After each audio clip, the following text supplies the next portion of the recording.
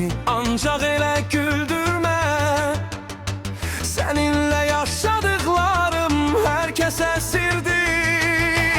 İstəsən dindir məni, ancaq ümid vermə. Yalan ümid sonda acı həqiqətdir.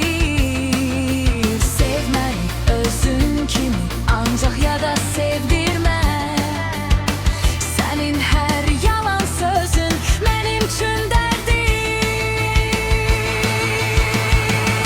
Gözlərinə gizli-gizli baxıb yenə xəyallara dalaram. Həyat ayırsa da bizi, mən yenə də tənha qalaram. Nə qədər ağlatsam belə, sevib səni sevib yenə.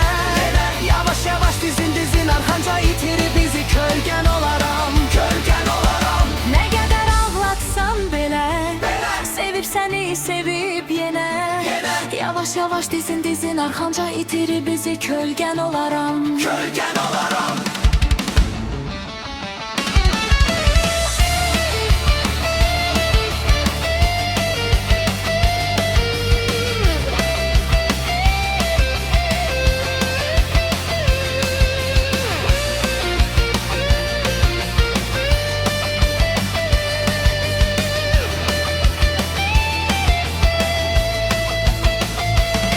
Gözlərinə gizli-gizli baxıb yenə xəyallara dalam.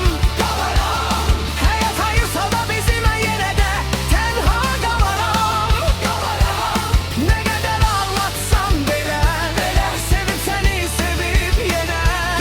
Yavaş-yavaş dizin arxanca itirib bizi, kölgən olaram. Nə qədər ağlatsam belə, sevib səni sevib yenə. Yavaş-yavaş dizin arxanca itirib bizi, kölgən olaram.